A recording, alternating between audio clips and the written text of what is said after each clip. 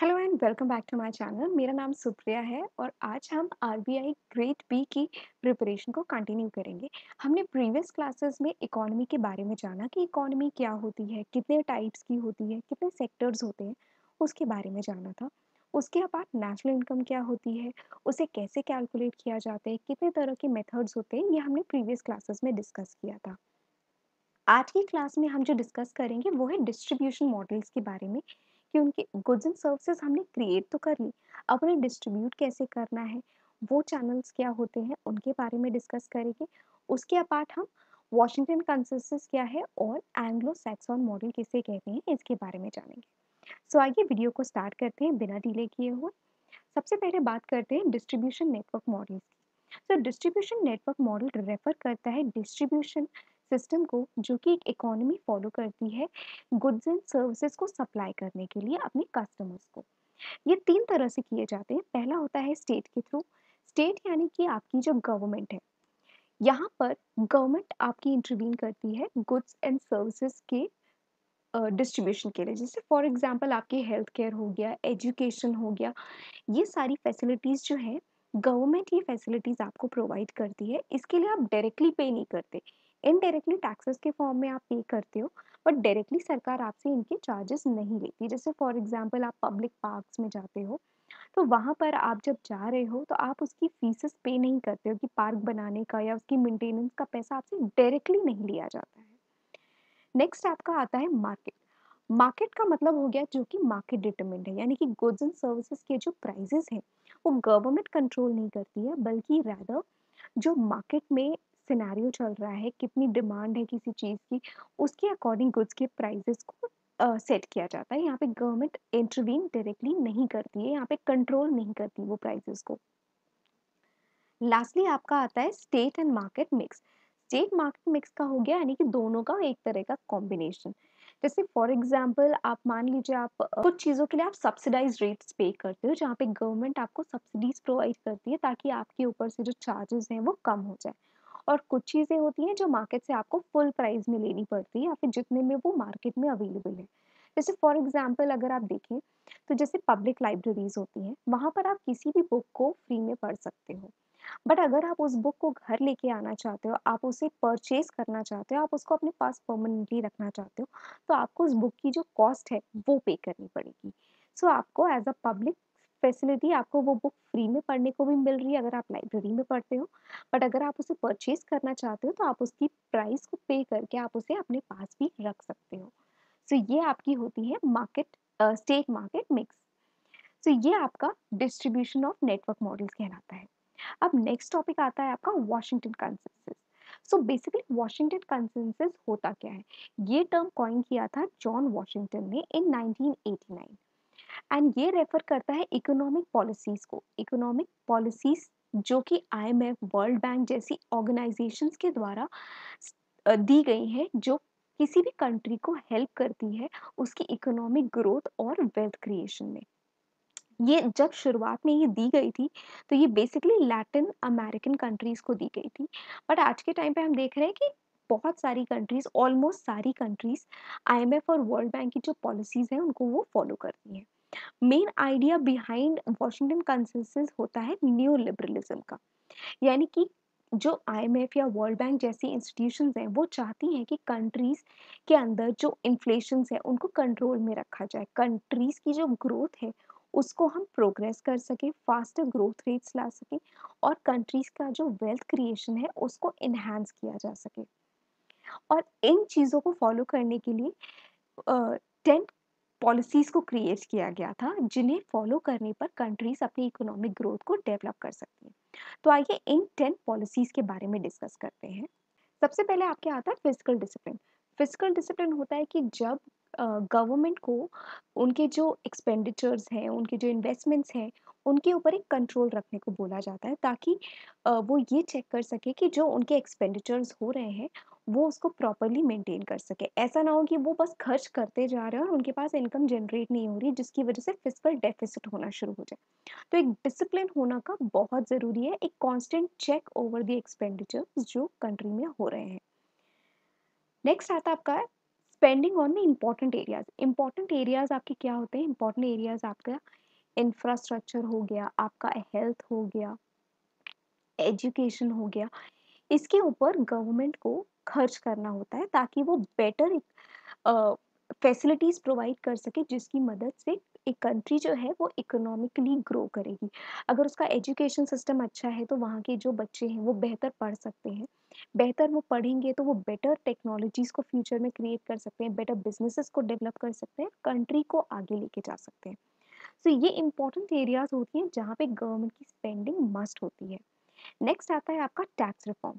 Tax reforms होते हैं कि उनको इस तरह से लागू किया जाए ताकि हर एक पर्सन, चाहे वो लोअर मोस्ट पीपल हो या बिजनेसेस हो, हर कोई ज़्यादा से ज़्यादा टैक्सेस पे करे और हम ज़्यादा लोगों पर टैक्स लागू कर सकें। ऐसी पॉलिसीज़ को लेकर आना चाहिए ताकि जो हायर वर्क के लोग हैं, जो बिजनेसेस में या फिर ह्यूज प्रॉफिट्स कमाते हैं, उनके जो टैक्स रेट्स होते हैं वो कंपैरेटिवली ज़्यादा हाई होते हैं कंपेयर टू द पीपल जो वर्किंग क्लास में होते हैं या फिर जिनके कम प्रॉफिट्स होते हैं, उन्हें कम टैक्सेस पे करना पड़े। तो एक ऐसा रिफॉर्म लेके आना ताकि हम ज़्यादा से ज़्यादा लोगों के ऊपर टैक्सेस को लगा सकें और ज़्यादा नंबर ऑफ पीपल टैक्सेस को पे करें। नेक्स्ट आता है आपका interest rate. Interest rates government को कहा जाता है कि वो डायरेक्टली कंट्रोल नहीं करेंगी, रादर वो मार्केट के सिनेरियो के according market determine interest rates को रखा जाएगा। नेक्स्ट आता है आपका एक्सचेंज रेट। एक्सचेंज रेट में भी सेम पॉलिसीज को दिया जाता है कि गवर्नमेंट उसे कंट्रोल नहीं करेगी, बट रादर एक्सचेंज रेट्स को मार्केट की कंपटीशन के ऊपर बेस किया जाएगा कि जिस तरह का कंपटीशन है उसके अकॉर्डिंग एक्सचेंज रेट्स को इस्टेब्लिश किया जाएगा। नेक्स्ट आता है ट्रेड। ट्रेड आपका हो गया जैसे इंटरनेशनल ट्रेडिंग हो गई, उसमें एक स्मूथनेस होनी चाहिए ताकि एक कंट्री से दूसरी कंट्री में ट्रेड करने में किसी को प्रॉब्लम ना हो। तो ये स्मूथनेस को डेवलप करना होता है ताकि जो ट्रेडिंग है वो स्मूथ हो सके। नेक्स्ट आता है आपका फॉरेन इन्वेस्टमेंट। फॉरेन इन्वेस्टमेंट हो गया कि दूसरे देशों से आपके देश में पैसा आना। इसका बेसिक मोटिव ये है कि ज़्यादा से ज़्यादा पैसा आपकी कंट्री में आएगा जिसकी मदद से आप जॉब्स को क्रिएट कर सकते हो। और ज़्यादा जॉब्स क्रिएट होंगी तो कंट्री की ग्रोथ ज़्यादा होगी। तो फॉरेन इन्वेस्टमेंट का रोल होता है कि हम ज़्यादा से ज़्यादा पैसा अपनी कंट्री में लाएँ और उसकी मदद से हम ज़्यादा से ज़्यादा जॉब्स क्रिएट कर सकें। नेक्स्ट आता है आपका प्राइवेटाइजेशन। प्राइवेटाइजेशन होता है कि जब कुछ सेक्टर्स को गवर्नमेंट ओन नहीं करती है बल्कि वो प्राइवेट सेक्टर को दे दिए जाते हैं ताकि वो उन्हें फंक्शन करें। नेक्स्ट आता है आपका डीरेगुलेशन। डीरेगुलेशन हो गया जैसे कि नाम से ही पता चल रहा है कि रेगुलेशंस को हटाना, डीरेगुलेट करना। तो इकोनॉमिक पॉलिसीज़ जो आईएमएफ, वर्ल्ड बैंक द्वारा दी जाती हैं, उनमें ये कहा जाता है कि आप रूल्स एंड रेगुलेशंस जो हैं उनको या तो हटा दीजिए या तो इतने उनको नॉमिनल कर दें, इतने ईज़ी कर दें ताकि जो नए बिज़नेसेस हैं, नए कंपनीज़ ओपन होती हैं, वो ग्रो कर सकें, उनके लिए ग्रोइंग एनवायरनमेंट हो। ऐसा ना हो कि इतने ज़्यादा रूल्स एंड रेगुलेशंस हैं कि वो ग्रो ही नहीं कर पा रहे हैं। सो डीरेगुलेशन बहुत इंपॉर्टेंट हो जाता है नए स्टार्टअप्स को ग्रो करने के लिए। लास्टली आपका आता है प्रॉपर्टी राइट्स। प्रॉपर्टी राइट्स हो गए कि जो भी बिजनेसेस आपके ओपन है या फिर ऐसा हाउस होल्ड आपके पास जो घर है जिसमें आप रहते हैं, जो आपने परचेज किया है, उस प्रॉपर लैंड की जो प्रॉपर्टी राइट्स हैं वो उस इंडिविजुअल के पास होनी चाहिए जिसने उसे परचेज किया है।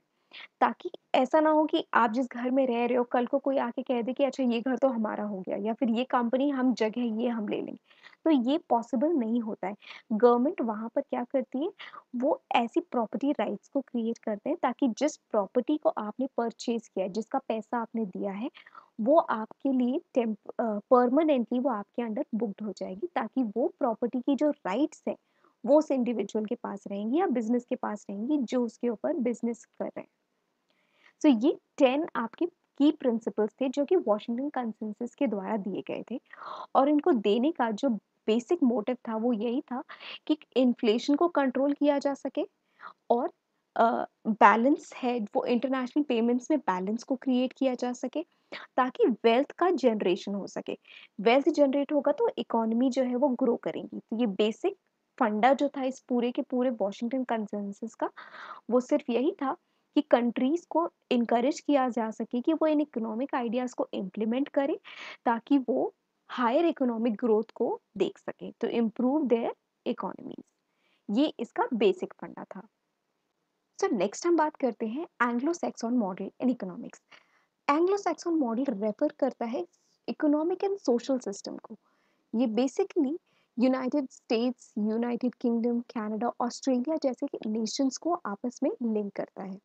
इस मॉडल को बेसिकली एसोसिएट किया जाता है अर्ली स्टेजेस ऑफ कैपिटलिज्म के ऊपर, जो कि मार्केट ओरिएंटेड होती है। यानी कि इस पर्टिकुलर मॉडल में मार्केट के ऊपर ज़्यादा फोकस किया जाता है रादर दैन गवर्नमेंट के ऊपर। तो यहाँ पर गवर्नमेंट का इंटरवेंशन जो है वो कम रहता है। इस मॉडल के जो फीचर्स हैं उनके बारे में हम बात करते हैं। सबसे पहले आता है low levels of government regulation. यानी कि गवर्नमेंट के जो रेगुलेशंस हैं वो काफ़ी लो होते हैं। यहाँ पे गवर्नमेंट का इंटरवेंशन ज़्यादा नहीं होता है। चीज़ें जो है वो प्राइवेटली ज़्यादा ओन्ड होती हैं। Low level of public services. Low level of public services का मतलब हो गया कि जैसे आपके हेल्थ केयर हो गया, एजुकेशन हो गया, ये सारी फैसिलिटीज गवर्नमेंट नहीं प्रोवाइड करती है, बल्कि वो अदर सर्विसेज प्रोवाइड करते हैं। इन चीज़ों के लिए जो पब्लिक है वो रिलाई करती है प्राइवेट सेक्टर के ऊपर। तो यहाँ पे प्राइवेट का, मार्केट का ज़्यादा बड़ा रोल होता है। नेक्स्ट आता है आपका low barriers to free trade. Free trade यानी कि जो ट्रेडिंग हो रही है एक स्टेट से दूसरे स्टेट के बीच में, या फिर एक कंट्री से दूसरी कंट्री के बीच में, जो वहाँ पर फंक्शनिंग हो रही है, वहाँ पे मार्केट का ज़्यादा बड़ा रोल होता है। यहाँ पे गवर्नमेंट इंटरफेरेंस नहीं करती है। नेक्स्ट आता है आपका focus on private property rights. जैसे हमने वॉशिंगटन मॉडल में भी हमने पढ़ा था कि जो प्रॉपर्टी होती है उसके जो राइट्स हैं वो इंडिविजुअल्स के पास रहते हैं, ताकि जो वो प्लेसेस पे जहाँ पे वो रह रहे हैं, जिस प्लेस को वो ओन कर रहे हैं, उसकी राइट्स जो है वो उनके पास रहती हैं। नेक्स्ट आता है आपका low level of taxes. Taxes का जो अमाउंट है उसको कम किया जाता है, जो अमाउंट देना होता है वो रिड्यूस कर दिया जाता है, ताकि ज़्यादा पॉपुलेशन टैक्सेस को पे कर सके। सो यहाँ पर टैक्सेस हर एक वर्ग के ऊपर लागू होते हैं। ऐसा नहीं कि सिर्फ लार्ज इनकम ग्रुप वालों के ऊपर लग रहे हो या लो इनकम ग्रुप वाले पे।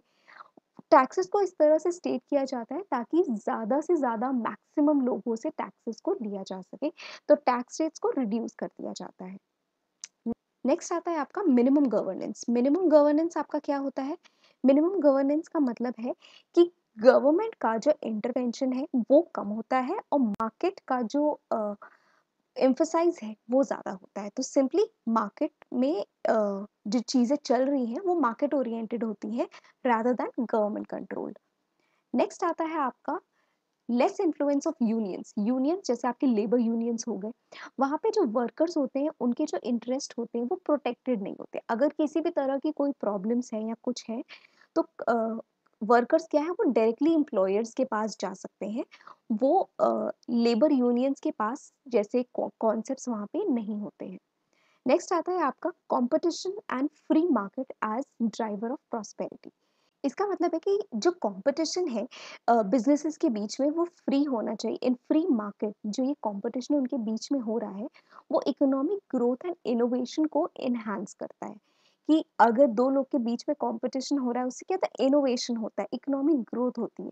तो यहाँ पर इन चीज़ों के ऊपर ज़्यादा फोकस किया जाता है।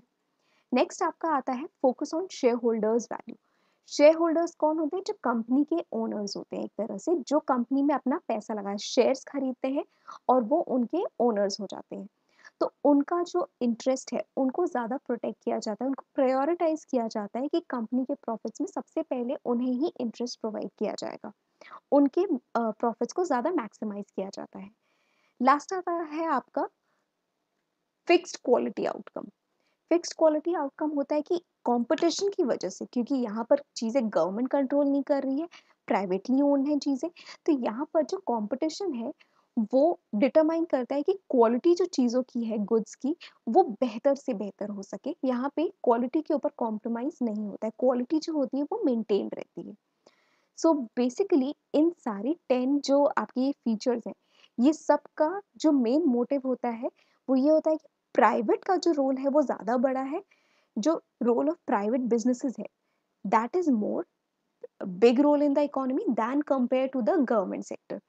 ये इनकरेज करता है कंपटीशन को। एंग्लो सैक्सन मॉडल जो है वो आपका वो इनकरेज करता है कंपटीशन को। यहाँ पे गवर्नमेंट की जो इन्वॉल्वमेंट है वो कम होती है और इंडिविजुअल की ओनरशिप ज़्यादा होती है। हर चीज़ में जो जैसे आपकी प्रॉपर्टी राइट्स हो गए या फिर आपके फ्री ट्रेडिंग हो गई, यहाँ पे मार्केट का जो ओरिएंटेशन है वो कंपैरेटिवली ज़्यादा होता है। इट्स कॉल्ड एंग्लो सैक्सन, यानी कि ये जो बेसिकली जो पूरा मॉडल है ये इंग्लिश स्पीकिंग कंट्रीज के ऊपर ज़्यादा डिपेंडेंट है, जैसे आपका यूएस हो गया, यूके हो गया। ये आइडिया इन कंट्रीज को इन कंट्रीज की जो इकोनॉमीज है उनको इन्फ्लुएंस करने के लिए, उन्हें शेप करने के लिए ही बेसिकली क्रिएट किया गया था। सो आई होप आपको ये पूरा जो टॉपिक है वो समझ में आया होगा।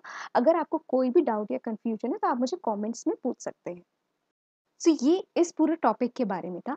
नेक्स्ट वीडियो में हम डिस्कस करेंगे पोवर्टी के बारे में कि पोवर्टी क्या होती है, उसके टाइप्स क्या होते हैं, पोवर्टी लाइन क्या होती है, पोवर्टी को मेजर कैसे किया जाता है, उसके गैप और उसके रेशियो के बारे में हम अपने नेक्स्ट वीडियो में डिस्कस करेंगे। So stay tuned with the channel. So अगर आपको ये वीडियो अच्छा लगा हो तो इसे लाइक कीजिए, अपने फ्रेंड्स के साथ इसे शेयर कीजिए and also subscribe to my channel. Thank you so much for watching.